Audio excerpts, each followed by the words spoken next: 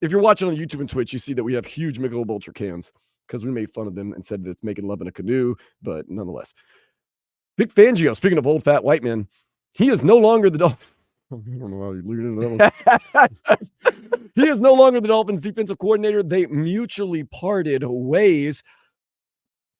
It seems like it was a bad situation for both. It seemed like Vic Fangio is an old school guy in a new school system. It seems like his style, I kind of heard some of the Dolphins guys grumbling. You even kind of saw it on Hard Knocks, how they weren't over the moon about playing for Vic Fangio. Nonetheless, I thought the defense was really good this year, especially at the end of the season when it was very injured. They played very well. Did you drop your Michelob Ultra can? I thought they were good. Did you hear that? Yeah. Wow. My mic was even on. You heard that. Yeah, I hear everything, man. Sometimes for better or worse. Nonetheless, Vic Fangio, the way I feel about it, Vlad, is this. It just wasn't a good marriage. It wasn't a bad marriage. It just wasn't a good marriage. And I'm totally speculating, so don't take this as word. I think he was one of those old school guys, and we've all been, hopefully all, maybe not, but been in that situation where, let's say you're a young up and coming radio guy or TV guy or accountant, and a guy hires you or a woman hires you, because all of our bosses are mostly women. A woman hires you and you come up in the company and you're doing a really good job, but she or he always looks at you as a kid. Everybody else thinks you're great, but they still look at you as a kid. I think Vic Fangio kind of had that. Mike McDaniel may have gone to him once or twice and been like, can we try this? Can we do this? And Vic Fangio is just like, no, I'm doing what I want to do. And Mike McDaniel was probably like, well, I'm the head coach. And he was probably like, you're a kid. He kind of big boyed him like that. I think that, and with it being a new school system, let's keep it real, bro. It's real. No, let's keep it, but it's a little bit more. I think Vic was making more than Mike.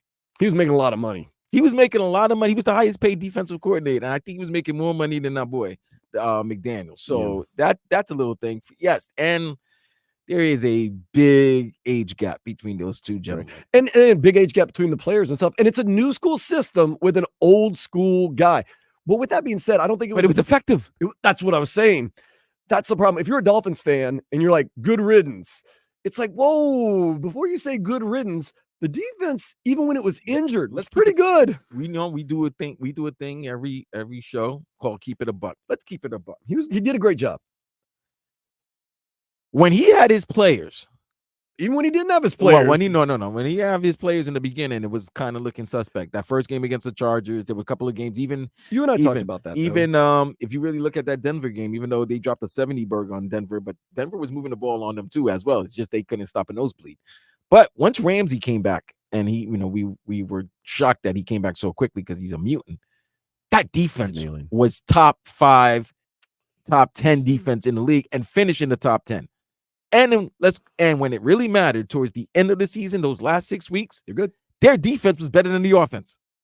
Absolutely. Yeah, okay. Absolutely. And their defense kept them in games. Other than the Baltimore game where they got mollywopped. I mean, they got boat race. Okay, fine. Baltimore's been doing that to everybody. Baltimore might mollywop everybody. Okay, except for 15. But 15 is a different animal. But they were mollywopping everybody. They just beat the Niners and in San Francisco on Christmas Day, and then they beat the Dolphins on New Year's Eve. Fine, cool. But Buffalo, against everybody's favorite superhuman, Josh Allen, they held that offense to 14 points. Yep. They shut down Stephon Diggs. Yep. Okay. And in that horrendous weather in Kansas City, okay, they might have not stopped Kansas City. They kept it but close. They kept the game close to that. If the offense could do anything, the game would still be competitive. It would be within reach. That's not Vic Fangio's fault. Now, the players may not like it. Cool. To me, it's starting to show some things with these players. Javon Holland had this video on X, formerly known as Twitter, with him kicking rocks. Glad to see the knees working now. Yeah. So to me, I got to question you a little bit, Playboy. Were you not playing because you didn't want to play for the defensive coordinator? And if so, you really going to do that to the other 52 members of your team? I know. Has anybody asked that? So therefore, cool. They didn't get along.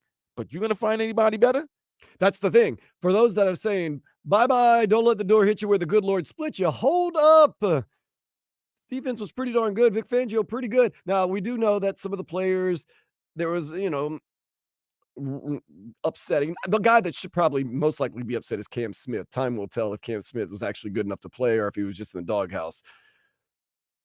But Vic Fangio, I would say, did a great job, even though it wasn't a perfect fit.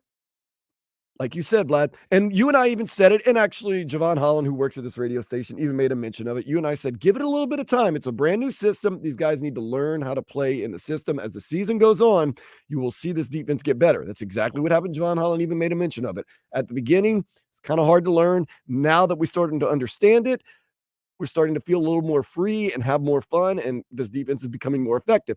You get Jalen Ramsey back. That also helps. But at the end of the season, you could not complain about the job that Vic Fangio was doing. No, you can't. And that's why it was shocking. And you kind of felt that during the end of the season press conference that they had when they asked, would he be back? And McDaniel was kind of like, yeah, we would like for everybody to be back, but it's kind of fresh. That to me, you already knew that. Now, if he wanted to go back because he was missing up north, his family's in Pennsylvania, that's what they said. I get it. Stan Van Gundy. But it's South Florida, bro. I know. It's no state tax. And you're getting paid a whole lot. You're getting paid a whole lot of money. So therefore, it's got to be, there's something with McDaniel and Fangio that didn't, that didn't click. Maybe you don't want to hear, maybe you don't want your boss to be somebody who could be your son. Right. So let's pull the curtain back and let's play what we thought or what we think might have happened. Mike McDaniel, Vic Fangio, kind of a cold relationship. Don't really like each other. McDaniel wants more say. He's the head coach. Vic Fangio, you're just a kid. I know better. I'm doing it my way. New school system, old school guy. Some of the players, whatever you want to say about the players, whether they're from that new school of, they have their feelings and they don't want to get yelled at and all this stuff. Nonetheless, some of the players didn't like him. At the end of the day, end of the year meetings, how much do you want to be back on this team? Vic Fangio, sure, why not? Whatever. We're not married to you. You're not married to us. Do you want to just call it a day? But you know who there's players, and it seemed like the young players didn't like Fangio, but you know who liked the Fangio? You know who I felt like Fangio were vets like Christian Wilkins, Zach Sealer, Van Ginkel. Yeah. A lot of people saying he's going to take Van Ginkel with him to the Philadelphia Eagles. And now guess what? If you don't sign Christian Wilkins, Philadelphia, Harry Roseman love getting DTs. They need one.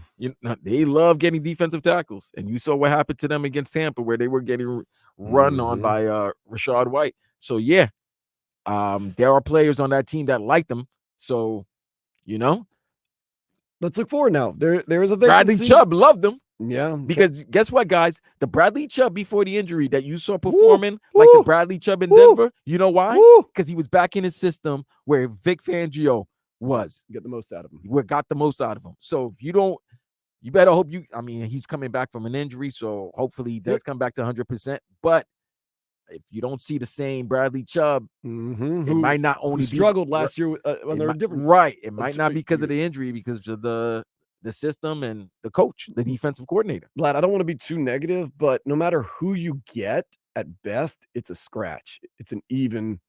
I don't want Brandon Staley. You don't want Brandon Staley? What? I hated Brandon Staley the minute I saw him as a coach.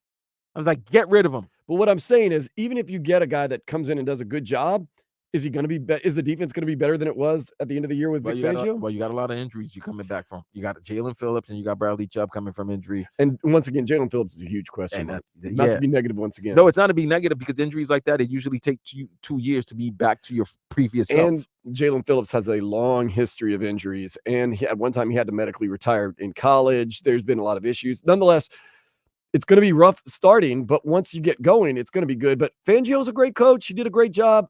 It was just a bad fit. It is just a bad fit. Other options, does it get any better? At best, I feel as though it's equal to the best option, you could get. I don't know who it's going to be. Brandon Staley. You don't like Brandon Staley. I think he'll be fine. Campanelli is one of the coaches. I think they want to keep it in-house. Then you're going to get Campanelli, where there's only one language everybody understands. That's ass whoopings. Well, they were getting their ass whoopings. They were getting a lot of ass whoopings. Christian Wilkins now. That's another thing. Got to re-sign Christian Wilkins if you're a defensive coordinator. That's the guy you need because he stays healthy and he plays well. And he's giving you numbers that you were asking for. He got the sack numbers. He always gets tackles for loss. He's great against the run. He's one of the best DTs in this game right now. So he's about to get that bag. You got to pay him.